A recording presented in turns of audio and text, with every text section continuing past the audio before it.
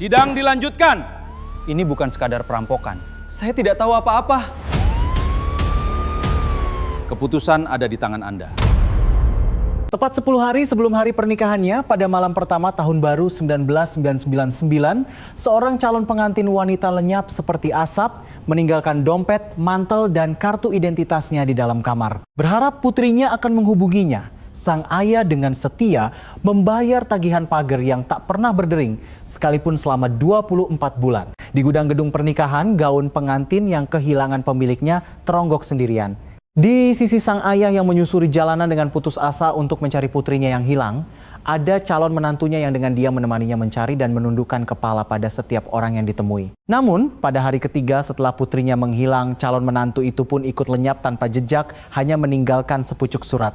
Apa yang sebenarnya terjadi di antara kedua orang itu pada malam itu? Dan 2 tahun 10 bulan kemudian, sebuah kabar tak terduga datang dari seberang Samudra Pasifik dari Amerika. Kebenaran yang dingin dan kejam yang terungkap dari dalam sebuah karung goni tua yang diangkat dari dasar waduk di sebuah pedesaan terpencil membuat para detektif paling veteran sekalipun terdiam. Sebuah tragedi yang terjadi menjelang hari yang seharusnya paling membahagiakan di dunia. Dan seorang pria yang dengan sempurna menyembunyikan wajah gandanya sambil dengan tenang menipu sang ayah. Kisah yang akan saya sampaikan hari ini adalah seluruh kebenaran dari kasus hilangnya calon pengantin tahun 1999 yang akan membuat Anda merinding. Musim dingin tahun 1999 datang lebih awal dari biasanya. Suhu yang anjlok hingga di bawah minus 10 derajat Celcius sejak pertengahan Desember tidak menunjukkan tanda-tanda akan menghangat bahkan saat tahun baru tiba. Di sebuah gang di pinggiran Bekasi, di mana villa-villa bata merah berlantai 2 berjejer, tinggallah keluarga Sita Lestari. Keluarga itu terdiri dari ayah Bambang Prayogo, ibu Dewi Anggraini, dan Sita Lestari yang berusia 26 tahun. Sita lahir dan besar di lingkungan itu. SMP dan SMA-nya bisa dijangkau dengan berjalan kaki, dan setelah lulus, ia bekerja sebagai staf administrasi di sebuah perusahaan garmen di Pasar Grosir Tanah Abang. Rekan-rekan kerjanya saat itu mengenangnya sebagai pribadi yang pendiam dan rajin. Ia sering makan siang sendirian dengan bekalnya dan langsung pulang ke rumah setelah jam kerja usai. Ia adalah seorang wanita berusia 20-an yang biasa-biasa saja, tanpa perilaku yang menonjol atau sisi yang mengkhawatirkan. Kabar pertunangannya tersiar pada musim gugur tahun itu. Pasangannya adalah Agus Setiawan. Saat itu ia berusia 28 tahun, seorang pemuda yang bekerja sebagai pekerja harian lepas di berbagai proyek konstruksi di sekitar Jabodetabek. Keduanya pertama kali bertemu hampir 2 tahun sebelum pengumuman pertunangan mereka. Mereka bertemu melalui seorang teman yang sama, berpacaran selama beberapa bulan lalu putus. Setelah beberapa lama tidak berkomunikasi, hubungan mereka terjalin kembali. Awalnya, keluarga tidak menyukainya. Ibu Dewi Anggraini kemudian memberikan kesaksian bahwa ia tidak menyukai Agus sejak awal. Pekerjaannya tidak tetap dan latar belakang keluarganya di kampung halaman tidak jelas. Meskipun demikian, hati Sita tampaknya sudah mantap. Menurut kesaksian keluarga, setelah kembali menjalin hubungan dengan Agus Setiawan, ia menjadi jauh lebih ceria dan sering pergi keluar bersamanya di akhir pekan. Sang ibu mengenang bahwa ia menyadari putrinya serius memikirkan pernikahan pada hari ketika Sita mengajaknya untuk menemaninya melakukan fitting gaun. Hari itu Sita Lestari berkata sambil tersenyum di depan ruang ganti, "Ayah pasti akan senang melihat fotoku memakai gaun ini." Tanggal pernikahan ditetapkan pada 11 Januari 1999. Gedung pernikahan sudah dipesan dan daftar tamu undangan sudah selesai disusun. Tujuan bulan madu mereka adalah Bali. Konfirmasi pemesanan tiket pesawat tersimpan di laci rumah. Sang ibu mengenang bahwa Sita Lestari beberapa kali mengeluarkan dan melihat dokumen itu seolah-olah bukan karena gembira, melainkan untuk meyakinkan diri. Namun, 10 hari sebelum pernikahan itu dilangsungkan, pada tanggal 1 Januari 1999, hari pertama tahun baru, keluarga Sita Lestari menyiapkan makan malam lebih awal. Semur daging kesukaan ayah Bambang Prayogo tersaji di meja dan siaran khusus tahun baru diputar di televisi. Agus Setiawan juga ada di sana. Setelah makan malam, mereka duduk di ruang tamu sejenak sebelum Agus pamit pulang lewat pukul 9 malam. Sita Lestari mengantarnya sampai ke gerbang depan. Itulah pemandangan terakhir yang disaksikan oleh keluarga. Ibu Dewi Anggraini masuk ke kamarnya setelah selesai mencuci piring dan ayah Bambang Prayogo tertidur saat menonton televisi. Mereka baru menyadari Sita Lestari belum kembali ke rumah lewat pukul 11 malam. Sang ibu pergi untuk memeriksa apakah lampu kamar putrinya sudah mati dan mendapati kamar itu kosong. Awalnya ia berpikir mungkin dia hanya keluar sebentar. Ketika Sita tak kunjung kembali bahkan setelah tengah malam, kecemasan mulai melanda.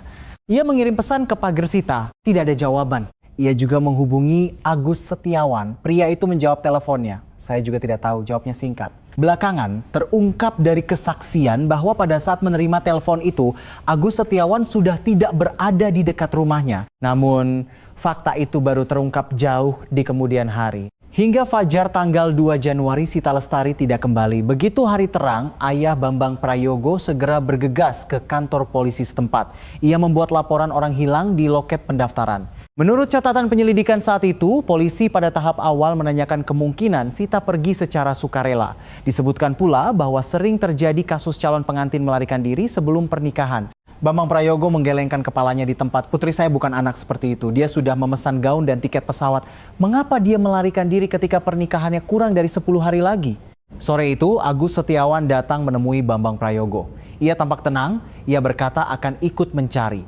Bambang Prayogo tidak meragukan kata-katanya. Bagaimanapun, ia adalah calon menantunya. Keduanya mulai bergerak bersama sejak malam itu. Salon langganan Sita, warung makan favoritnya, rumah teman-temannya. Agus Setiawan dengan dia mengikuti. Kadang-kadang ia bahkan berinisiatif bertanya lebih dulu. Para tetangga mengenang pemandangan ayah yang kehilangan putrinya berjalan berdampingan dengan calon menantunya. Dalam catatan investigasi tertulis, selama 3 hari setelah laporan kehilangan, Agus Setiawan bertindak bersama keluarga korban dan menunjukkan sikap kooperatif dalam penyelidikan. 3 hari itu adalah waktu yang paling dingin dalam kasus ini. Orang-orang yang pertama kali bertemu Agus Setiawan umumnya memiliki kesan yang sama. Ia adalah orang yang tidak banyak bicara, dengan tatapan mata yang tenang, dan tidak pernah menarik kembali kata-katanya. Wajahnya legam terbakar matahari dan tangannya kasar karena bekerja di lokasi konstruksi. Meskipun tidak terlalu tampan, ia memiliki penampilan yang memberikan rasa percaya pada orang yang baru pertama kali bertemu dengannya. Begitulah kesaksian teman-teman Sita Lestari saat itu. Terkadang, orang yang pendiam justru terlihat lebih dapat diandalkan. Agus Setiawan adalah tipe orang seperti itu. Kampung halamannya adalah sebuah desa di dekat Wonogiri, Jawa Tengah.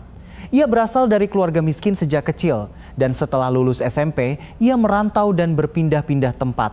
Ia telah lama hidup tanpa alamat tetap. Meskipun ibunya masih ada di kampung halaman, mereka tidak sering berkomunikasi. Hampir tidak ada orang di sekitarnya yang tahu betul tentang keadaan keluarganya. Ia pertama kali bertemu Sita Lestari pada musim semi tahun 1997 melalui perkenalan seorang teman. Mereka berpacaran selama beberapa bulan, sempat putus dan kembali menjalin hubungan pada musim panas 1998. Setelah kembali bersama, hubungan mereka berkembang pesat. Sita Lestari lebih dulu mengutarakan niatnya untuk menikah dan Agus Setiawan pun setuju pertemuan keluarga dilangsungkan pada musim gugur tahun itu. Namun disinilah retakan pertama muncul. Pada acara pertemuan keluarga, Bambang Prayogo pertama kali bertemu dengan Ibu Agus Setiawan, seorang wanita tua dari kampung halaman yang tidak banyak bicara selama acara berlangsung.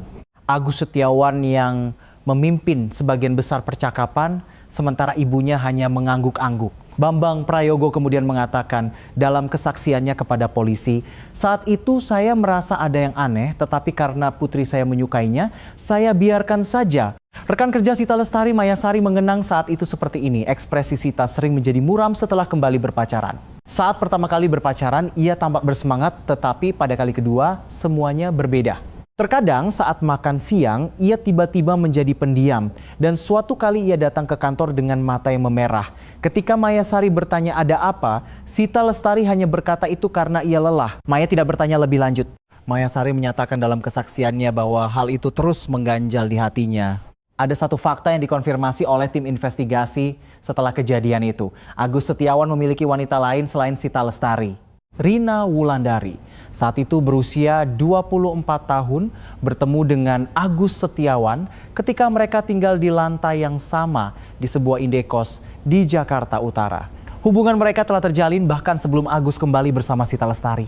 Rina Wulandari kemudian memberikan kesaksian kepada tim investigasi bahwa ia tahu sejak awal bahwa Agus Setiawan akan menikah dengan Sita Lestari, namun ia tidak memutuskan hubungan. Agus Setiawan berkata akan menyelesaikan semuanya setelah menikah dan Rina percaya padanya. Namun, apa yang sebenarnya direncanakan oleh Agus Setiawan bukanlah sebuah penyelesaian. Menurut rekonstruksi situasi oleh tim investigasi, Agus Setiawan telah menerima sejumlah besar uang mahar dan seserahan sebelum pernikahan. Dokumen terkait uang muka sewa rumah yang disiapkan oleh pihak Bambang Prayogo juga sedang dalam proses. Sejumlah uang yang tidak sedikit pada saat itu berpindah melalui tangan Agus Setiawan. Dan keberadaan uang itu baru mulai dilacak setelah kasus ini meledak. Ini terjadi sekitar 2 minggu sebelum Sita Lestari menghilang. Rekan kerjanya, Maya Sari, pernah naik bus bersama Sita Lestari saat pulang kerja. Setelah beberapa saat tanpa percakapan, Sita Lestari tiba-tiba berkata sambil melihat keluar jendela, "Kadang-kadang Mas Agus bisa menakutkan." Ketika Maya Sari bertanya apa maksudnya, Sita Lestari hanya tertawa dan mengabaikannya, mengatakan itu hanya ucapan orang lelah. Bus berhenti di halte dan keduanya berpisah ke arah masing-masing. Maya Sari mengaku telah melupakan kata-kata itu untuk sementara waktu. Baru setelah Sita Lestari menghilang, kata-kata itu kembali terngiang. Dan ada satu tokoh lagi, Iwan Santoso, seseorang yang tinggal di dekat desa asal Agus Setiawan dan telah dekat dengannya sejak kecil. Nama Iwan Santoso muncul selama proses tim investigasi menyelidiki lingkungan sekitar Agus Setiawan setelah kejadian itu. Ketika tim investigasi mendatangi Iwan Santoso, ia tidak membuka mulutnya untuk sementara waktu. Setelah bertahan selama 3 hari, ia mulai berbicara sedikit demi sedikit. Dan isi pembicaraannya benar-benar mengubah arah penyelidikan. Iwan Santoso mengatakan bahwa Agus Setiawan datang menemuinya sebelum Sita Lestari menghilang. Dan ada isi pembicaraan yang mereka lakukan dalam pertemuan itu. Namun, Iwan Santoso tidak menceritakan seluruh isi pembicaraan itu sampai akhir. Ia hanya berkata bahwa ia juga takut. Ada orang-orang yang mempercayai Agus Setiawan dan ada orang-orang yang takut padanya. Di antara kedua kelompok itu ada Sita Lestari. Di pihak mana ia berada ditunjukkan oleh satu kalimat yang diucapkannya sambil melihat keluar jendela di dalam bus. Namun, tidak ada seorang pun di sana yang menyadari betapa beratnya makna kata-kata itu. Catatan pada tanggal 1 Januari 1999 ternyata cukup rinci. Jejak terakhir Sita Lestari yang direkonstruksi oleh tim investigasi dapat dilacak per jam. Semakin diikuti, semakin jelas di mana kekosongan itu dimulai. Pukul 17.30, keluarga Sita Lestari mulai menyiapkan makan malam. Sementara Ibu Dewi Anggraini memasak semur, Sita Lestari menonton televisi di ruang tamu. Agus Setiawan tiba sesaat sebelum pukul 18.00. Bambang Prayogo sendiri yang membukakan gerbang untuknya. Itu adalah malam yang tidak berbeda dari biasanya, kenang Bambang Prayogo. Pukul 18.40, keempat orang itu duduk mengelilingi meja untuk makan malam. Agus Setiawan tidak banyak bicara, tetapi karena memang begitulah sifatnya, itu tidak terlihat aneh. Ibu Dewi Anggraini mengenang bahwa Sita Lestari sedikit lebih pendiam dari biasanya. Ia tidak makan banyak dan sesekali melirik jam. Dewi Anggraini berpikir mungkin putrinya lelah karena persiapan pernikahan. Makan malam berlangsung sekitar 1 jam. Lewat pukul 20.00, Agus Setiawan bangkit dari tempat duduknya. Ia berkata ada pekerjaan di proyek besok. Bambang Prayogo menyuruhnya berhati-hati dan Sita Lestari mengantarnya sampai ke gerbang. Ibu Dewi Anggraini mulai mencuci piring di dapur. Pukul 20.20. Inilah saat terakhir sang ibu melihat putrinya. Ketika ia melirik ke arah gerbang dari jendela saat mencuci piring, Sita Lestari berdiri di ujung gang. Ia sedang melihat punggung Agus Setiawan yang menghilang di ujung gang. Dewi Anggraini melanjutkan mencuci piring dan kemudian masuk ke kamarnya. Ia tidak memeriksa apakah Sita Lestari sudah kembali ke dalam rumah. Ia berpikir tentu saja putrinya akan masuk. Itulah kesaksian terakhir pada hari itu. Pukul 23.00, Dewi Anggraini pergi untuk memeriksa kamar putrinya yang lampunya padam. Ketika ia membuka pintu, kamar itu kosong. Mantelnya tergantung dan tas tangannya juga ada di tempatnya. Dompet, KTP, dan buku catatan kecil yang selalu dibawa putrinya setiap hari juga ada di tempatnya. Yang tidak ada hanyalah orangnya. Ia mengirim pesan ke pagar, tidak ada tanggapan. Baru lewat tengah malam ia berhasil menghubungi Agus Setiawan. Pria itu menjawab telepon. Jawaban pertamanya yang tercatat dalam arsip investigasi sangat singkat. Ia bilang ia juga tidak tahu. Ia bilang ia melihat Sita masuk ke rumah saat mereka berpisah. Namun, ada bagian dari kesaksian ini yang kemudian tidak cocok dengan catatan yang dikonfirmasi. Hasil pelacakan catatan komunikasi menunjukkan bahwa lokasi Agus Setiawan sudah bergerak cukup jauh ke arah Jakarta Utara pada saat ia menerima telepon dari keluarga Sita Lestari. Ia tidak berada di suatu tempat di dekat rumah seperti yang dikatakannya. Tim investigasi mengkonfirmasi fakta ini kemudian, tetapi pada tahap awal penyelidikan mereka tidak membandingkan catatan ini dengan cermat. 2 Januari, dini hari, Bambang Prayogo menunggu hingga hari terang sebelum bergegas ke kantor polisi setempat. Ia membuat laporan orang hilang. Dan pada pagi harinya, Agus Setiawan datang menemui Bambang Prayogo. Ia berkata akan ikut mencari. Keduanya bergerak bersama sejak pagi itu. Salon langganan Sita, warung makan favoritnya, rumah teman-temannya. Agus Setiawan tidak pernah beranjak satu langkah pun dari sisi Bambang Prayogo. Ia bahkan membuka pintu lebih dulu dan menunjukkan foto. Itu adalah foto Sita Lestari. Menurut catatan investigasi, Agus Setiawan pada saat ini juga secara pribadi menghubungi teman-teman di sekitarnya untuk menanyakan apakah mereka pernah melihat Sita. Malam tanggal 2 Januari, keduanya makan malam bersama. Menurut kesaksian Bambang Prayogo, kemudian Agus Setiawan hampir tidak makan di sana. Ia hanya duduk di depan mangkuk nasi sambil memegang sendok. Bambang Prayogo melihat pemandangan itu dan berpikir, orang ini juga pasti sangat khawatir. Pada hari ketiga, 3 Januari, Agus Setiawan masih berada di sisi Bambang Prayogo. Pagi harinya mereka pergi ke pemandian umum bersama. Saat itu kondisi Bambang Prayogo sedang tidak baik, tubuhnya lelah karena tidak bisa tidur dan terus mencari putrinya. Agus Setiawan yang menyarankan untuk pergi ke pemandian umum. Bambang Prayogo menerima tawaran itu di pemandian. Keduanya berendam berdampingan. Tidak ada catatan tentang percakapan apa yang mereka lakukan. Malam itu Agus Setiawan menghilang. Yang ia tinggalkan untuk Bambang Prayogo adalah secarik memo. Menurut catatan investigasi, memo itu berisi permintaan maaf singkat. Tertulis kata maaf dan ada satu pesan suara yang ditinggalkan di pagar Sita Lestari. Isi pesan yang kemudian dikonfirmasi oleh tim investigasi itu tidak diungkapkan kepada publik. Namun seorang detektif dari tim investigasi yang mendengar pesan itu kemudian bersaksi. Setelah mendengar pesan itu, arah penyelidikan berubah total. Agus Setiawan terakhir kali terlihat pada malam tanggal 3 Januari di ujung gang rumah Bambang Prayogo. Jejaknya setelah itu menjadi kosong untuk sementara waktu. Fakta yang kemudian dikonfirmasi oleh tim investigasi adalah sebagai berikut. Agus Setiawan pada malam itu menginap di sebuah losmen di Jakarta bersama Rina Wulandari dan 2 hari kemudian bergerak ke arah Tangerang menggunakan dokumen palsu. Jejaknya setelah itu tidak lagi terlacak di dalam negeri. Jejak Sita Lestari terputus pada pukul 20.20 malam tanggal 1 Januari. Pemandangan di mana ia berdiri di ujung gang menatap punggung Agus Setiawan adalah yang terakhir diingat oleh ibunya. Tidak ada saksi mata yang melihat kemana Sita Lestari pergi atau apa yang terjadi padanya setelah momen itu. Jejaknya yang bisa dilacak oleh tim investigasi berhenti di sana. Tidak ada langkah selanjutnya. Laporan orang hilang diterima pada pagi hari tanggal 2 Januari. Ketika Bambang Prayogo memasuki ruang pelayanan publik di kantor polisi setempat, petugas di loket pertama-tama menanyakan beberapa hal. Apakah Sita pernah kabur dari rumah? Apakah ada pertengkaran keluarga baru-baru ini? Apakah ada konflik menjelang pernikahan? Bambang Prayogo menggelengkan kepala pada setiap pertanyaan. Namun demikian, pada formulir pendaftaran, kolom diduga kabur dicentang. 2 lembar kertas A4 dari catatan investigasi saat itu masih ada. Di bagian bawah halaman pertama bersama dengan tanda tangan petugas yang bertanggung jawab tertulis, kemungkinan kabur secara sukarela tidak dapat dikesampingkan. Direncanakan untuk observasi lebih lanjut. Itulah keputusan pertama yang dibuat oleh polisi di hadapan seorang ayah yang kehilangan putrinya. Hal ini tidak terlepas dari cara polisi menangani kasus orang hilang pada saat itu. Pada tahun 1999, laporan orang hilang untuk wanita dewasa tidak langsung diklasifikasikan sebagai kasus kejahatan serius.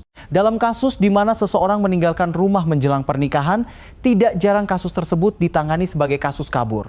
Secara institusional, pada saat itu tidak ada kewajiban untuk melakukan penyelidikan segera terhadap orang dewasa yang hilang. Sudah menjadi praktik umum untuk meninjau apakah akan memulai penyelidikan skala penuh setelah 24 hingga 48 jam berlalu sejak laporan dibuat. Bambang Prayogo tidak bisa menunggu 24 jam itu. Ia mendatangi kantor polisi setiap hari. Petugas yang bertanggung jawab berganti dan setiap kali petugas berganti, ia harus menjelaskan lagi dari awal. Ia mengatakan bahwa mantel, dompet, dan KTP-nya semua ada di tempat. Pernikahannya kurang dari seminggu lagi. Gaunnya sudah dipesan, tiket pesawat sudah dibeli. Polisi mendengarkan sambil mengangguk. Dan dalam catatan investigasi, kalimat yang sama terus berulang, kemungkinan kabur secara sukarela tidak dapat dikesampingkan. Agus Setiawan menghilang pada malam tanggal 3 Januari. Ketika Bambang Prayogo melaporkan fakta ini kepada polisi, barulah suhu penyelidikan berubah. Detektif yang bertanggung jawab diganti dan kasus tersebut dilimpahkan ke tim kejahatan berat. Komisaris Polisi Budi Hartono dari tim kejahatan berat Polsek setempat mengambil alih kasus tersebut. Kompol Budi kemudian mengenang saat itu, saat saya menerima laporan bahwa Agus Setiawan menghilang, saya yakin ini bukan kasus kabur. Jika orang yang selama 3 hari menempel di samping ayah korban menghilang, maka kita harus melihat terlebih dahulu apa arti dari 3 hari itu. Komisaris Budi Hartono segera mulai melacak kembali jejak Agus Setiawan. Ia memeriksa catatan komunikasi. Ia meminta catatan keuangan. Iti Komisaris Budi Hartono. Saat itulah pada tahap ini terungkap fakta bahwa lokasi Agus Setiawan sudah bergerak cukup jauh sekitar tengah malam ketika ia menerima telepon dari keluarga Sita Lestari. Agus Setiawan mengatakan kepada Ibu Sita Lestari bahwa ia juga tidak tahu. Ia bilang ia melihat Sita masuk ke rumah saat mereka berpisah. Namun, lokasinya pada saat itu tidak sesuai dengan perkataannya.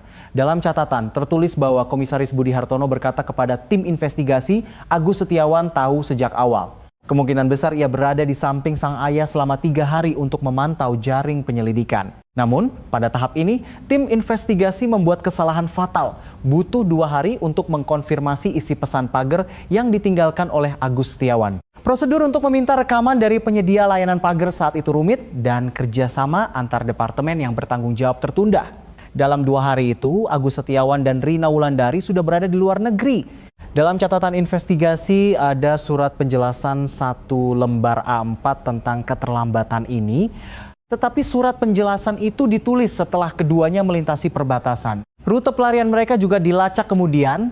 Agus Setiawan dan Rina Wulandari menggunakan dokumen identitas palsu. Saat itu paspor palsu bisa didapatkan di pasar gelap dalam negeri. Dan sistem komputerisasi di pemeriksaan imigrasi belum seketat sekarang. Keduanya berangkat dari Bandara Soekarno-Hatta. Tujuannya adalah Amerika Serikat. Tim investigasi mengkonfirmasi fakta keberangkatan mereka 5 hari setelah Agus Setiawan menghilang. Pencarian publik diumumkan, selebaran DPO dibuat, dan pencarian publik melalui siaran televisi juga dilakukan. Foto Agus Setiawan dan Rina Wulandari muncul di program pencarian buronan saat itu. Namun, keduanya sudah menyeberangi Samudra Pasifik dan keberadaan Sita Lestari masih menjadi misteri. Komisaris Budi Hartono kembali melacak jejak terakhir Sita Lestari dari awal. Pukul 20.20 malam tanggal 1 Januari, ia terlihat oleh ibunya di ujung gang. Itulah yang terakhir.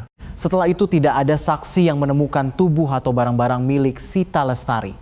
Pencarian di area sekitar dilakukan, tetapi tidak membuahkan hasil. Tim investigasi mengalihkan perhatian mereka ke arah kampung halaman Agus Setiawan. Di sekitar desa di Wonogiri, Jawa Tengah, tempat Agus Setiawan menghabiskan masa kecilnya. Itu adalah satu-satunya daerah yang ia kenal baik secara geografis. Tim investigasi memulai penyelidikan kooperatif dengan polisi setempat di daerah itu. Penyelidikan dari mulut ke mulut dilakukan dan pencarian di area tersebut juga dilakukan. Namun, pencarian pada saat itu tidak cukup. Tenaga kerja kurang dan dasar untuk menentukan area pencarian tidak jelas. Kesaksian Iwan Santoso sampai ke tim investigasi sekitar waktu ini bahwa Agus Setiawan telah mengunjungi Iwan Santoso sesaat sebelum Sita Lestari hilang dan ada percakapan yang mereka lakukan dalam pertemuan itu.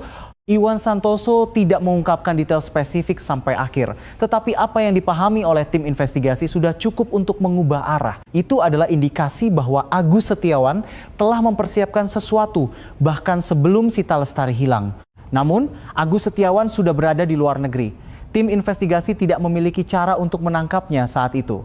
Pertengahan Januari, Bambang Prayogo menelepon gedung pernikahan. Itu adalah telepon untuk mengumumkan pembatalan pernikahan. Petugas gedung pernikahan kehilangan kata-kata, kenang Bambang Prayogo dalam kesaksiannya nanti. Ia juga menelpon maskapai penerbangan. Proses pengembalian dana untuk 2 tiket pesawat ke Bali dilakukan. Bambang Prayogo tidak mengambil uang pengembalian dana tersebut. Ia membiarkannya begitu saja di rekening bank. Ia kemudian berkata bahwa ia pikir ia bisa menggunakannya lagi jika putrinya kembali. Waktu tidak berhenti. Musim dingin tahun 1999 saat Sita Lestari menghilang berlalu dan musim semi tiba. Pucuk-pucuk daun baru tumbuh di pohon mangga di gang perumahan di pinggiran Bekasi. Bambang Prayogo berusaha untuk tidak melihat pohon mangga itu karena putrinya setiap pagi melewati pohon itu saat keluar dari gerbang. Dewi Anggraini membiarkan kamar putrinya apa adanya. Tas tangan, buku catatan, dan clipping majalah yang dikumpulkannya saat mempersiapkan pernikahan semuanya masih ada di sana. Tanda terima pengambilan gaun ada di dalam laci. Mereka tidak pergi untuk mengambil gaun yang sudah dipesan. Pihak gedung pernikahan menelepon 2 kali. Pertama kali untuk menyampaikan belasungkawa dan yang kedua adalah pemberitahuan tentang masa penyimpanan gaun. Dewi Anggraini kemudian bersaksi bahwa setelah menerima telepon kedua, ia meletakkan gagang telepon dan tidak bisa bangkit dari tempat duduknya untuk sementara waktu. Penyelidikan pada dasarnya terhenti. Keberadaan Agus Setiawan dan Rina Wulandari tidak diketahui. Permintaan kerja sama Interpol telah dibuat tetapi menemukan 2 orang yang masuk dengan identitas palsu di tanah Amerika bukanlah tugas yang mudah. Pada saat itu sistem kerja sama investigasi antara Indonesia dan Amerika Serikat belum tertata seperti sekarang. Selebaran DPO didistribusikan ke komunitas diaspora Indonesia tetapi tidak ada tanggapan. Komisaris Budi Hartono masih meletakkan berkas kasus di atas mejanya bahkan pada musim panas tahun itu. Ia sering tidak pulang kerja. Ia membuka peta topografi di sekitar desa asal Agus Setiawan dan meninjau kembali area pencarian. Ia mengunjungi Iwan Santoso beberapa kali lagi. Iwan Santoso masih hemat bicara. Setiap kali Kompol Budi datang, ia membukakan gerbang. Tetapi ketika mencoba masuk ke pokok bahasan, ia mengalihkan pandangannya. Ia tampak seperti seseorang yang masih memiliki sesuatu yang ditakuti. Tulis Kompol Budi dalam catatannya. Musim panas itu pencarian kedua dilakukan di perairan dekat desa asal Agus Setiawan. Tim pencari dikerahkan dengan fokus pada waduk dan saluran air di area tersebut. Itu adalah pencarian selama 5 hari. Tidak ada hasil. Area pencarian terlalu luas dan petunjuk yang dapat ditentukan tidak cukup. Setelah tim pencari ditarik, desa itu kembali sunyi. Padi tumbuh di sawah dan di bawah pohon beringin di ujung desa, orang-orang tua duduk sambil mengibaskan kipas.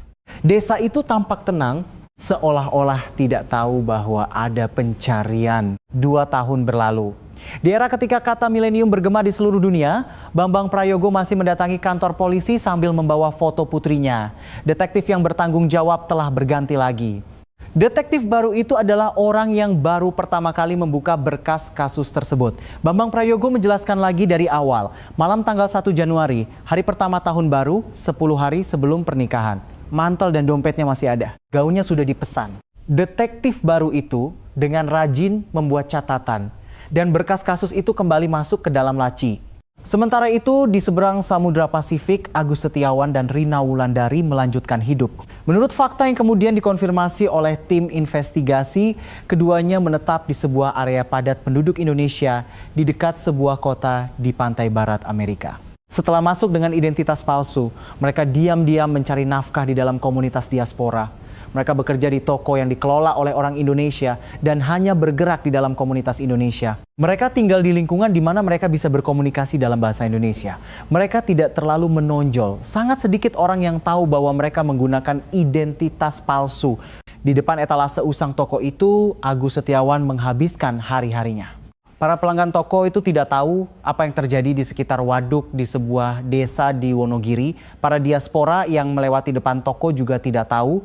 Keduanya hidup bersembunyi di antara orang-orang yang tidak mengetahui identitas mereka.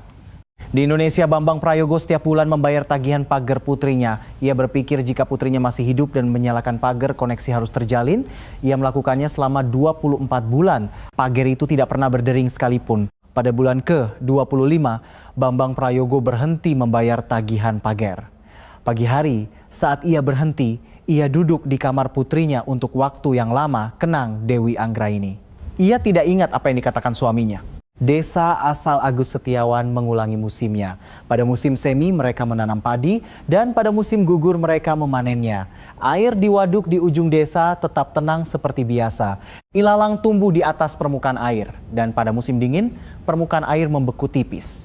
Penduduk desa melewati waduk itu untuk pergi ke sawah dan pada malam hari mereka melewatinya lagi untuk pulang ke rumah. Tidak ada yang berubah sejak tim pencari pergi. Waduk itu ada di sana, tenang seperti biasanya. Dan pada musim gugur tahun 2001, sebuah program pencarian buronan disiarkan di komunitas diaspora Indonesia. Itu adalah program pencarian kasus yang belum terpecahkan yang diproduksi oleh stasiun televisi Indonesia dan didistribusikan dalam bentuk kaset video melalui komunitas diaspora. Di dalam kaset itu terdapat foto Agus Setiawan dan Rina Wulandari. Itu adalah foto kedua orang yang masuk DPO pada Januari 1999. Ada seseorang yang melihat kaset itu. seorang pelanggan tetap di toko tempat Agus Setiawan bekerja. Pelanggan itu berpikir selama beberapa hari setelah melihat kaset itu, ia tidak yakin. Sulit baginya untuk menilai sendiri apakah wajah yang dilihatnya setiap hari dan foto di layar adalah orang yang sama. Kemudian ketika ia mampir lagi ke toko, ia melihat wajah Agus Setiawan dan mengambil keputusan. Pelanggan itu melapor melalui kontak di komunitas diaspora. Butuh beberapa hari lagi sampai laporan itu sampai ke tim investigasi. Tapi laporan itu sampai kepada Inspektur Polisi 1 Suryo Pranoto yang mengambil alih kasus sebagai penerus Kompol Budi Hartono, sebuah faks masuk pada suatu pagi di bulan Oktober 2001. Ibtu Suryo bangkit dari tempat duduknya setelah menerima faks itu dan mengeluarkan berkas kasus. Sudah 2 tahun 10 bulan. Sejak hari laporan masuk, pergerakan tim investigasi menjadi cepat. Ibtu Suryo pada sore hari ia menerima faks, meminta konfirmasi melalui saluran kerja sama investigasi diaspora Indonesia di AS. Lokasi toko tempat Agus Setiawan dan Rina Wulandari bekerja, penampilan mereka saat ini, nama yang mereka gunakan. Butuh 3 hari untuk konfirmasi. Jawaban yang kembali 3 hari kemudian singkat dan jelas. Diduga orang yang sama. Ibtu Suryo menelepon Bambang Prayogo setelah menerima jawaban itu. Bambang Prayogo kehilangan kata-kata begitu ia menjawab telepon kenang Ibtu Suryo kemudian. Untuk beberapa saat, tidak ada suara dari seberang gagang telepon. Lalu Bambang Prayogo mengucapkan satu kalimat, "Di mana Sita?" Ibtu Suryo menjawab bahwa ia belum tahu. Ia berkata mereka akan tahu setelah menangkap Agus Setiawan. Telepon terputus. Sementara itu pada saat itu tidak ada yang berubah pada Agus Setiawan. Ia membuka toko, melayani pelanggan, dan pada malam hari ia menutup toko. Menurut apa yang dikonfirmasi oleh tim investigasi kemudian, ia pada saat ini pun tidak pernah mengungkapkan masa lalunya kepada orang-orang di sekitarnya. Di dalam komunitas diaspora, ia dikenal sebagai orang yang pendiam dan rajin. Ia tidak banyak bicara dan tidak pernah bertengkar dengan orang lain. Ada juga kesaksian bahwa ia sesekali muncul di gereja komunitas diaspora di dekat tokonya. Namun ada satu hal yang mengganjal dalam ingatan orang-orang di sekitarnya. Ada sebuah pot bunga kecil di jendela bagian dalam toko. Itu diletakkan oleh Rina Wulandari. Bukan tanaman berbunga, melainkan tanaman hias dengan daun hijau tua. Seorang pelanggan tetap yang sering datang ke toko kemudian berkata, kadang-kadang Rina Wulandari berdiri termangu di depan pot bunga itu. Bahkan ketika pelanggan masuk, ia tidak menoleh dan tetap seperti itu untuk sementara waktu. Ketika merasa aneh dan menyapanya, barulah ia tersenyum dan berbalik. Tidak ada yang tahu apa yang dipikirkan Rina Wulandari. Hanya saja ada satu fakta yang kemudian dikonfirmasi oleh tim investigasi. Rina Wulandari setelah pindah ke Amerika bersama Agus Setiawan tidak pernah sekalipun menghubungi keluarganya di Indonesia. Ia memiliki seorang ibu dan seorang adik laki-laki. Bukan berarti tidak ada cara untuk menghubungi mereka. Ia tidak melakukannya. Tim investigasi pada akhirnya tidak pernah menanyakan alasannya. Di dalam negeri ada pergerakan lain. Iwan Santoso, pria yang tinggal di dekat desa asal Agus Setiawan. Pria yang pada awal kasus datang ke tim investigasi dan enggan berbicara, kembali menghubungi pada musim gugur 2001. Ia berkata ada hal yang belum ia saksikan. Ibtu Suryo Pranoto mendatanginya secara langsung. Iwan Santoso duduk di teras dan setelah memilih kata-kata untuk beberapa saat, ia membuka mulut. Ia berkata bahwa ketika Agus Setiawan datang menemuinya sesaat sebelum Sita Lestari hilang, ia meminta 2 hal. Pertama, agar tidak bertanya kepada siapapun meskipun ia tidak bisa dihubungi untuk sementara waktu. Kedua, agar tidak pergi ke arah waduk di dekat desa asal. Ibtu Suryo bangkit dari tempat duduknya setelah mendengar kata-kata itu. Iwan Santoso menambahkan, ketika ia bertanya mengapa Agus berkata seperti itu, Agus menjawab, ada sedikit urusan yang harus diselesaikan. Lebih baik tidak tahu. Iwan Santoso berkata ia takut setelah mendengar itu dan tidak bertanya apa-apa lagi. Ia berkata bahwa alasan ia tidak bisa bicara ketika tim investigasi pertama kali datang adalah karena Agus Setiawan belum tertangkap. Sekarang setelah ia akan ditangkap, ia bisa bicara. Ibtu Suryo memimpin tim investigasi dan turun ke sekitar desa asal pada sore itu untuk mencari kembali area waduk. Oktober 2001, waduk terlihat di seberang ladang yang baru saja dipanen. Permukaan airnya tenang, ilalang mengelilingi tepi permukaan air dan warna airnya keruh. Itu adalah waduk yang selama puluhan tahun dilewati oleh penduduk desa. Tim pencari dikerahkan. Mereka menyibak semak-semak di sekitar waduk. Peralatan untuk mendeteksi di bawah permukaan air juga dikerahkan. Pada sore hari kedua, peralatan tim pencari menunjukkan reaksi di satu titik di dasar waduk. Sedikit di luar titik di mana air paling dalam, di dalam gugusan ilalang, seorang penyelam dikerahkan. Ketika penyelam yang turun ke bawah permukaan air kembali, ada sesuatu di tangannya. Sebuah karung goni tua. Jelas sekali bahwa karung itu telah lama terendam di dalam air. Ikatan karung itu masih belum terlepas. Tim pencari berhenti di tempat. Ibtu Suryo Pranoto mencatat momen itu dalam arsip investigasi sebagai berikut. 24 Oktober 2001, pukul 15.12, ditemukan barang bukti di kedalaman 4 meter di dalam gugusan ilalang di sisi utara waduk. Segera dikirim untuk diidentifikasi. Dan di bawahnya ada satu baris lagi. Berdasarkan situasi di lokasi diperkirakan dalam kondisi terendam jangka panjang. Penduduk desa melihat beberapa mobil polisi terparkir saat mereka pulang melewati waduk malam itu. Beberapa berhenti dan melihat, ada juga yang bertanya ada apa. Petugas polisi hanya menjawab sedang dalam penyelidikan. Penduduk desa kembali ke rumah mereka. Keesokan paginya mereka kembali melewati waduk itu untuk pergi ke ladang. Itu adalah pagi yang sama seperti biasanya.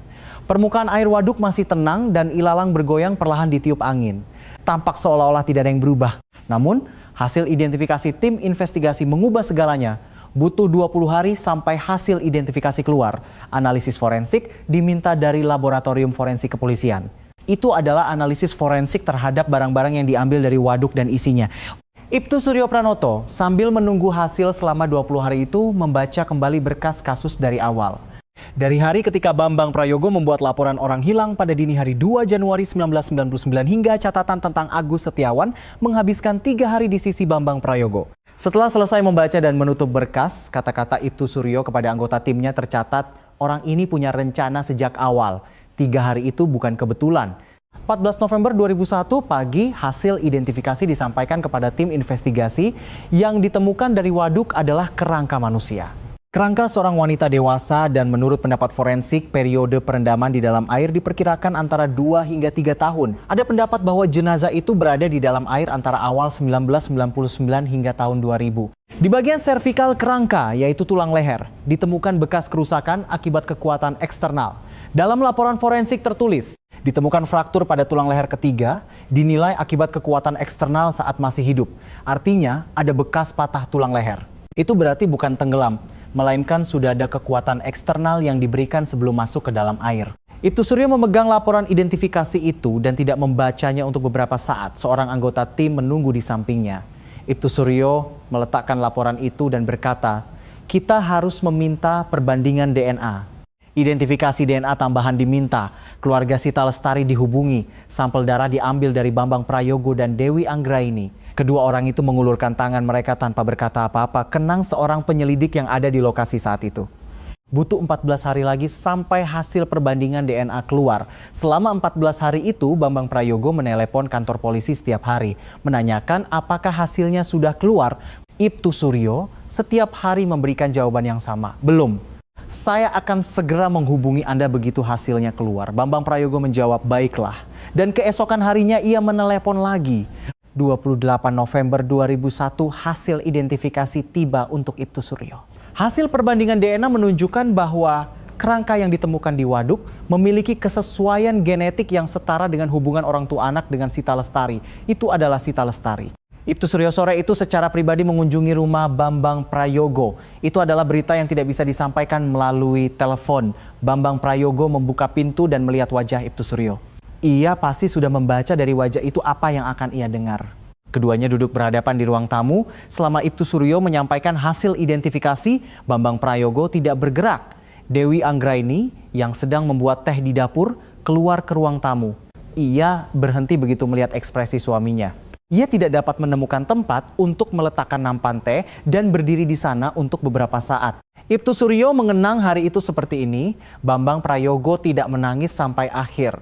Ia bangkit dari tempat duduknya dan memandang keluar jendela untuk waktu yang lama. Dan saat berbalik, ia hanya mengucapkan satu kalimat, "Kita harus menangkapnya." Tim investigasi secara resmi mengirimkan permintaan penangkapan Agus Setiawan dan Rina Wulandari kepada otoritas investigasi setempat di Amerika Serikat. Red Notice Interpol juga dikeluarkan. Alamat toko tempat laporan masuk dan penampilan terkini kedua orang itu serta nama samaran yang mereka gunakan juga disampaikan. Otoritas investigasi Amerika mulai bergerak. Awal Desember 2001, Agus Setiawan dan Rina Wulandari membuka toko dan memulai hari mereka. Pagi itu juga tidak berbeda dari biasanya. Mereka merapikan etalase dan membersihkan. Melalui pintu kaca depan toko terlihat tempat parkir dan di seberang tempat parkir berjejer papan nama yang sudah tidak asing lagi di kawasan pecinan Indonesia.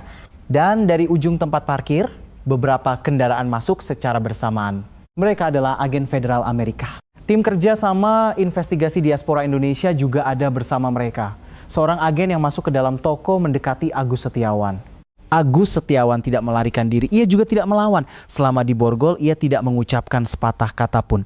Rina Wulandari melihat pemandangan itu dari bagian dalam toko. Ketika seorang agen mendekat, ia terduduk. Ia menangis lama. Ia tidak bisa bangkit dari tempat itu sampai seorang agen membantunya berdiri. Keduanya pada hari itu dipindahkan ke fasilitas penahanan setempat. Proses ekstradisi ke Indonesia dimulai. Tuduhan penggunaan paspor palsu, masuk secara ilegal, dan melarikan diri diterapkan terlebih dahulu, dan permintaan ekstradisi untuk tuduhan di Indonesia secara resmi diterima. Butuh beberapa bulan hingga ekstradisi.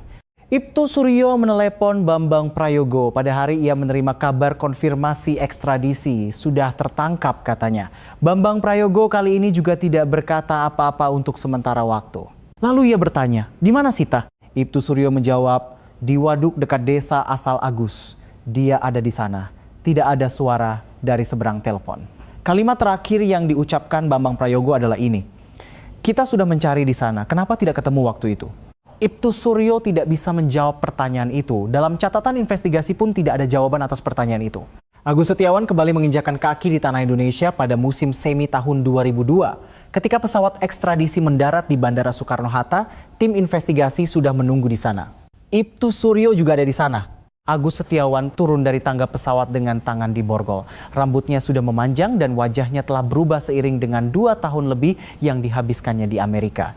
Namun, tatapan matanya tidak berubah. Kenang Ibtu Suryo. Tatapan yang tenang dan diam. Agus Setiawan langsung dibawa dari bandara ke ruang interogasi.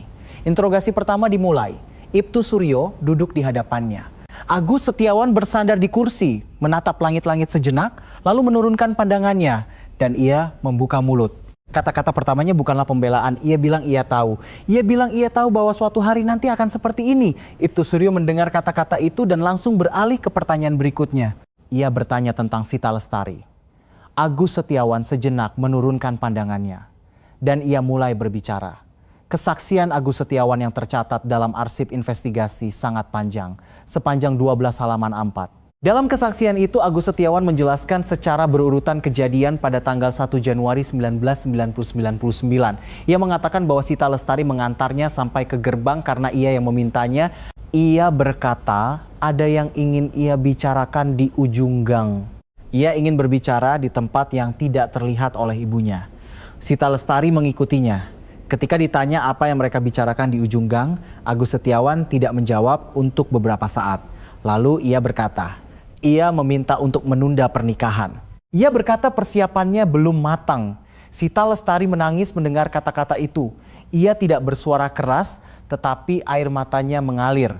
Dan ia bertanya mengapa Agus baru mengatakan hal seperti itu sekarang. Ibtu Suryo mendengar kesaksian itu dan mengajukan pertanyaan berikutnya. Apa yang terjadi selanjutnya? Agus Setiawan berhenti lagi. Kali ini butuh waktu lebih lama.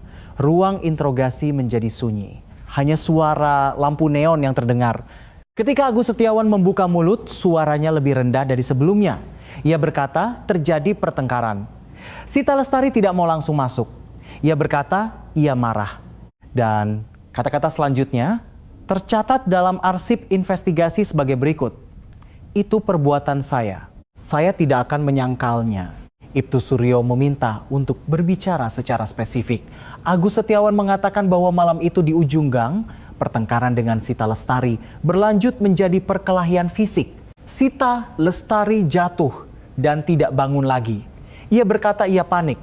Ia berpikir harus melarikan diri. Kesaksian tentang tindakan selanjutnya tidak tercatat secara rinci dalam arsip investigasi. Namun ada fakta fisik yang dikonfirmasi oleh tim investigasi.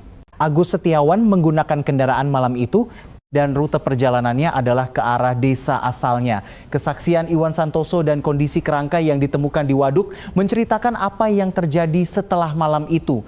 Namun seiring berjalannya penyelidikan ada bagian lain yang menjadi fokus tim investigasi. Itu adalah isi kesaksian Agus Setiawan tentang Rina Wulandari. Agus nih, memang benar mereka pergi ke Amerika bersama, tetapi Rina Wulandari ikut tanpa mengetahui apa yang terjadi pada Sita Lestari. Ia berkata ia tidak memberitahunya. Tim investigasi menginterogasi Rina Wulandari secara terpisah. Interogasi Rina Wulandari dilakukan secara terpisah. Rina Wulandari yang masuk ke ruang interogasi sudah banyak berubah sejak hari penangkapannya di Amerika. Wajahnya pucat dan sebelum mulai berbicara, ia meletakkan tangannya di atas lutut dan menatapnya untuk waktu yang lama. Penyelidik mengajukan pertanyaan pertama, apakah ia tahu tentang hilangnya Sita Lestari? Rina Wulandari mengangkat kepalanya. Dan ia berkata seperti ini. Malam sebelum mereka berangkat ke Amerika, Agus Setiawan mengatakan sesuatu. Jangan tanya soal Sita, semuanya sudah beres, jadi ikut saja. Ia berkata ia tahu apa arti kata-kata itu. Ia tahu tetapi tidak bertanya. Penyelidik bertanya mengapa ia tidak bertanya. Rina Wulandari tidak menjawab. Ia hanya menatap tangannya untuk waktu yang lama. Lalu ia berkata, saya takut. Dan itu bukan satu-satunya alasan. Ia berhenti berbicara di sana. Tim investigasi meninjau tanggung jawab hukum Rina Wulandari. Tuduhannya adalah mengetahui setelah kejadian dan membantu pelarian. Ini kemudian dibahas dalam proses persidangan. Sementara itu Iwan Santoso juga dipanggil kembali. Kali ini berbeda dari sebelumnya. Begitu masuk ke ruang interogasi, Iwan Santoso langsung berkata, saya akan ceritakan semuanya. Ia berkata Agus Setiawan datang menemuinya malam itu. Lewat pukul 2 dini hari, kondisi Agus Setiawan yang turun dari mobil aneh, pakaiannya penuh lumpur dan tangannya gemetar. Kata-kata Agus Setiawan singkat, ada masalah, kamu harus bantu. Iwan Santoso berkata ia takut, jadi ia mengikutinya. Kesaksian tentang apa yang dilihat Iwan Santoso tercatat dalam arsip investigasi. Namun seluruh isinya tidak akan saya sampaikan di sini. Hanya saja bagaimana Iwan Santoso hidup setelah hari itu tercatat. Selama 2 tahun hingga 2001, Iwan Santoso tidak bisa meninggalkan desa itu. Kadang-kadang ia berjalan ke arah waduk, lalu berhenti dan kembali. Begitulah kata penduduk desa. Hari-harinya di mana ia minum sendirian bertambah. Tidak ada yang tahu alasannya. Setelah selesai diinterogasi, Iwan Santoso berkata, sejak malam itu, saya tidak pernah bisa tidur nyenyak. Kalau saya pejamkan mata, saya lihat waduk itu. Sambil mengatakan itu, Iwan Santoso untuk pertama kalinya menangis. Setelah menyelesaikan interogasi, Ibtu Suryo kembali ke kantor dan menambahkan 3 halaman di bagian paling belakang berkas kasus. April 2002, tersangka Agus Setiawan selesai diekstradisi ke dalam negeri. Pengakuan atas tuduhan utama diperoleh. Investigasi terhadap hubungan kaki tangan dan tuduhan tambahan sedang berlangsung. Dan di halaman paling depan, berkas. Di atas dokumen pendaftaran laporan orang hilang tertanggal 2 Januari 1999, Ibtu Suryo membubuhkan stempel. Penyelidikan dibuka kembali dan tersangka diidentifikasi. Butuh 3 tahun 3 bulan. Persidangan dimulai dari musim panas 2002. Kasus tersebut dilimpahkan ke pengadilan pidana di sebuah pengadilan negeri di Jakarta. Tuduhan yang dikenakan pada Agus Setiawan adalah pembunuhan. Jaksa penuntut umum dalam surat dakwaan menyatakan fakta bahwa pada malam 1 Januari 1999 terdakwa membunuh korban Sita Lestari dan membuang jenazahnya. Tuduhan penggunaan dokumen palsu dan melarikan diri juga diterapkan bersamaan.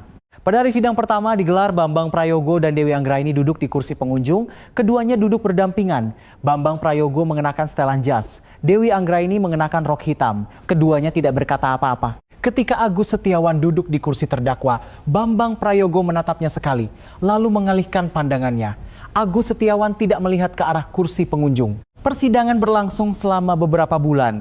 Pihak jaksa mengajukan hasil identifikasi forensik sebagai bukti utama, temuan fraktur pada tulang leher ketiga dari kerangka yang ditemukan di waduk, hasil perbandingan DNA, perkiraan periode perendaman di dalam air. Kesaksian Iwan Santoso juga diterima, catatan komunikasi dan catatan keuangan juga diajukan. Aliran uang mahar dan seserahan serta uang sewa yang diterima oleh Agus Setiawan sesaat sebelum Sita Lestari hilang dirangkum. Pengacara pihak terdakwa mengajukan argumen bahwa itu bukan pembunuhan berencana, melainkan kecelakaan yang tidak disengaja. Ada pertengkaran di ujung gang dan Sita Lestari jatuh saat perkelahian dan itu bukan pembunuhan yang disengaja. Agus Setiawan sendiri juga mempertahankan argumen itu di pengadilan. Ia tidak berniat membunuh sejak awal dan kejadian malam itu juga tidak ia duga. Namun, jaksa memiliki bukti untuk membantah argumen itu. Agus Setiawan mengatakan kepada Iwan Santoso bahwa ada urusan yang harus diselesaikan sebelum Sita Lestari hilang. Ia juga berpesan untuk tidak pergi ke dekat waduk sebelum kejadian itu. Asal-usul karung goni dilacak. Diperoleh kesaksian bahwa Agus Setiawan mendapatkannya dari sebuah rumah petani di dekatnya saat mengunjungi desa asalnya beberapa hari sebelum kejadian. Dengan menggabungkan fakta-fakta ini, logika jaksa adalah bahwa sulit untuk melihat kejadian malam itu sebagai kecelakaan murni yang tidak disengaja.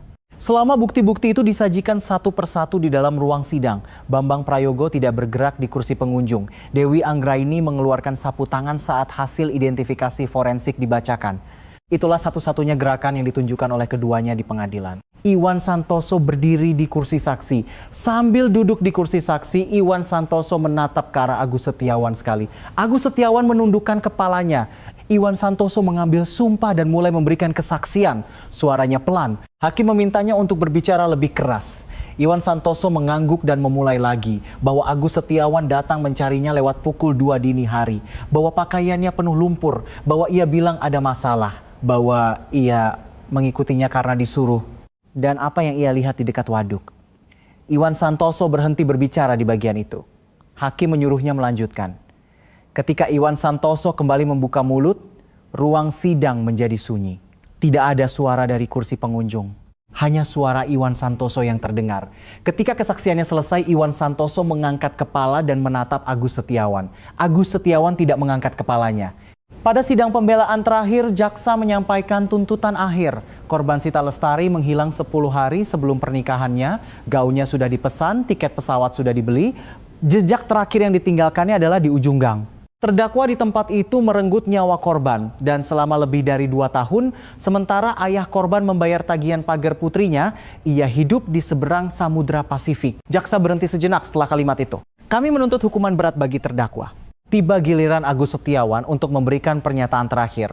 Agus Setiawan bangkit dari tempat duduknya. Ia menatap hakim dan ia menoleh ke arah kursi pengunjung, ke arah Bambang Prayogo dan Dewi Anggraini. Kata-kata Agus Setiawan tidak panjang. Pernyataan terakhirnya yang tercatat dalam arsip investigasi dan persidangan adalah sebagai berikut. Saya salah, tidak ada yang bisa saya katakan, itu saja. Bambang Prayogo memejamkan mata saat mendengar kata-kata itu. Dewi Anggraini menatap lurus ke depan sambil memegang sapu tangan. Hari putusan ditetapkan pada Desember 2002. Pagi hari putusan, Bambang Prayogo bangun pagi-pagi. Ia masuk ke kamar putrinya dan duduk di sana untuk beberapa saat. Ia mengeluarkan konfirmasi pemesanan gedung pernikahan dari laci. Itu adalah dokumen yang sudah dibatalkan. Tertulis tanggal 11 Januari 1999. Bambang Prayogo memasukkan kembali dokumen itu ke dalam laci. Dan ia pergi ke pengadilan. Hakim mulai membacakan amar putusan. Ruang sidang sunyi. Bambang Prayogo meletakkan tangannya di atas lutut. Dewi Anggraini memejamkan mata. Terdakwa Agus Setiawan dijatuhi hukuman 15 tahun penjara. Terdengar suara di dalam ruang sidang dari salah satu sisi kursi pengunjung. Teman-teman Sita Lestari ada di sana. Maya Sari juga ada. Orang yang mengaku telah lama menyimpan di dalam hatinya kata-kata Sita Lestari di dalam bus yang ia abaikan.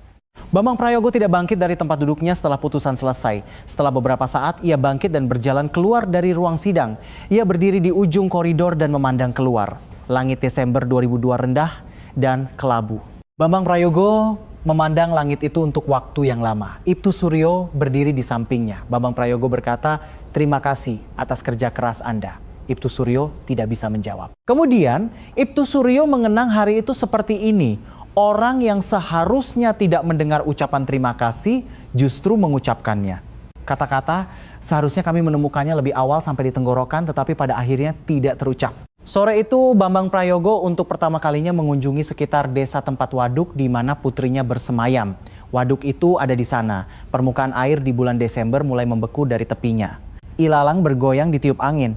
Bambang Prayogo berdiri di tepi air dan memandangi permukaan air itu untuk waktu yang lama. Tidak ada catatan berapa lama ia berada di sana. Kisah yang dimulai pada 1 Januari 1999 ini berakhir dengan putusan pada Desember 2002. Namun bagi Bambang Prayogo dan Dewi Anggraini, hari itu bukanlah akhir. Angka 15 tahun penjara adalah putusan di dalam ruang sidang. Tetapi bagi kedua orang yang keluar dari ruang sidang, itu memiliki bobot yang berbeda. Fakta bahwa selama lebih dari 3 tahun mereka mencari putri mereka tidak menemukannya. Dan ketika akhirnya menemukannya, itu adalah kerangka. Fakta itu tidak berubah, bahkan saat mereka meninggalkan gedung pengadilan.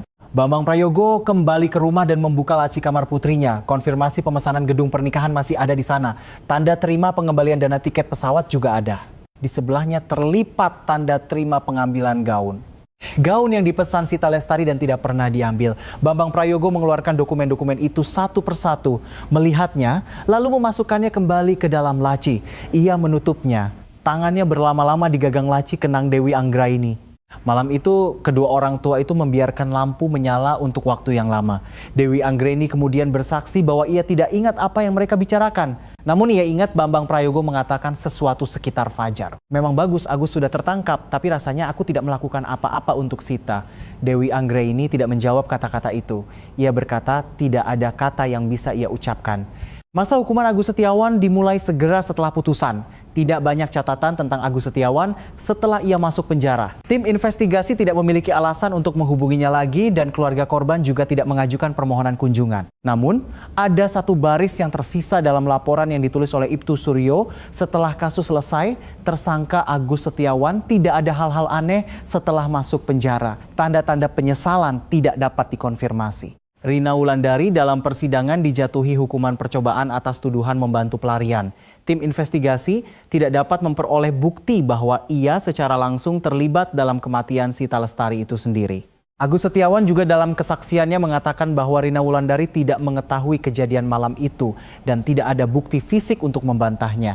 Namun, pengadilan memutuskan bahwa ia memiliki tanggung jawab hukum atas fakta bahwa ia menemani pelarian dalam keadaan sadar bahwa sesuatu telah terjadi pada Sita Lestari. Rina Wulandari tidak mengucapkan sepatah kata pun atas pertanyaan wartawan saat meninggalkan gedung pengadilan setelah putusan. Setelah itu, keberadaannya tidak tercatat dalam catatan resmi. Namun seorang penyelidik yang menangani kasus tersebut kemudian meninggalkan komentar seperti ini. Dia adalah orang yang berdiri termangu di depan pot bunga di jendela. Apa yang ia ketahui, apa yang ia pura-pura tidak tahu, bukan pengadilan yang tahu, melainkan dirinya sendiri. Iwan Santoso kemudian meninggalkan desa. Penduduk desa mengatakan bahwa ia pindah tidak lama setelah persidangan selesai. Tidak diketahui kemana ia pergi. Tetangganya mengenang bahwa pada hari terakhir Iwan Santoso meninggalkan desa, ia tidak menoleh ke arah waduk. Saat meninggalkan desa tempat ia tinggal selama hampir 20 tahun. Ia tidak menoleh ke belakang. Di internal tim investigasi, ada peninjauan terhadap tuduhan keterlibatan Iwan Santoso sebagai kaki tangan.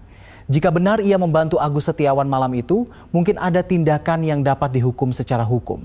Namun, setelah ditinjau oleh tim investigasi dan jaksa, disimpulkan bahwa sulit untuk mendapatkan bukti langsung bahwa Iwan Santoso memainkan peran utama sebagai kaki tangan malam itu. Fakta bahwa ia menolak untuk memberikan kesaksian sukarela kepada tim investigasi sejak awal memang menjadi masalah, tetapi ada juga pertimbangan yang diberikan pada situasi ketakutan dan paksaan di hadapan Agus Setiawan. Seperti yang dikatakan Iwan Santoso sendiri dalam kesaksiannya bahwa ia ikut karena takut, sulit untuk dibantah secara situasional. Meskipun tidak tercatat, Ibtu Suryo kemudian pernah mengatakan sesuatu seperti ini.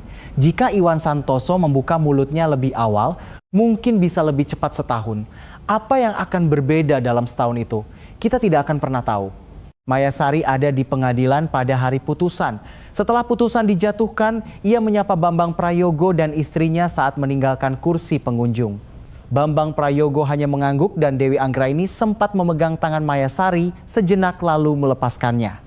Mayasari mengaku bahwa di tempat itu ia kembali teringat kata-kata yang didengarnya di dalam bus.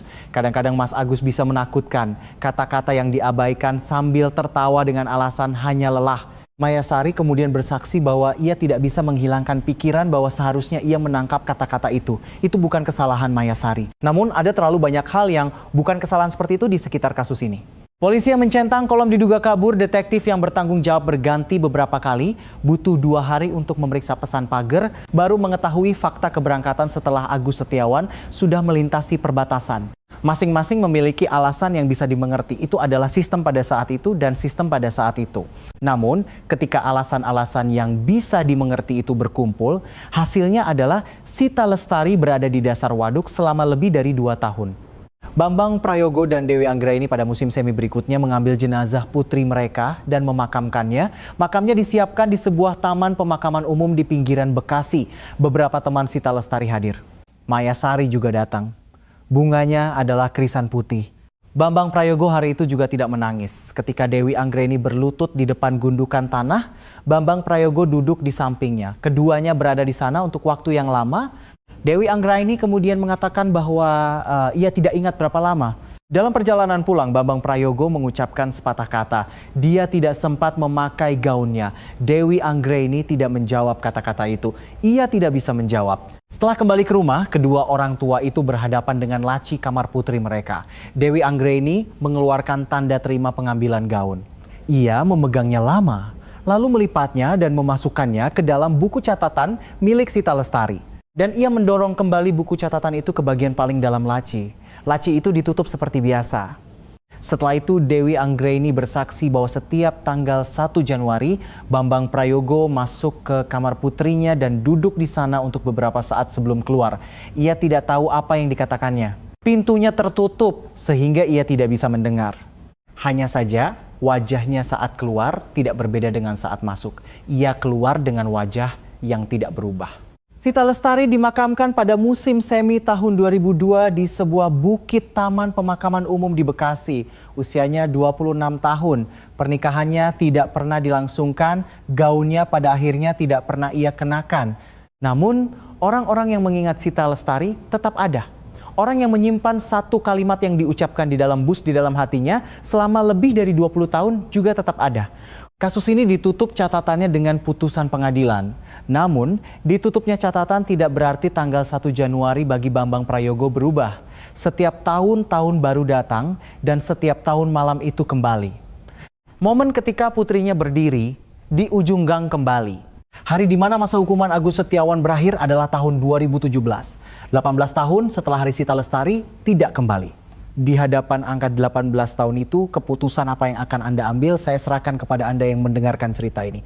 Malam itu ketika Sita Lestari berdiri di ujung gang dalam udara dingin, saat ia melihat punggung Agus Setiawan, apa yang ia rasakan pada akhirnya tidak akan pernah kita ketahui.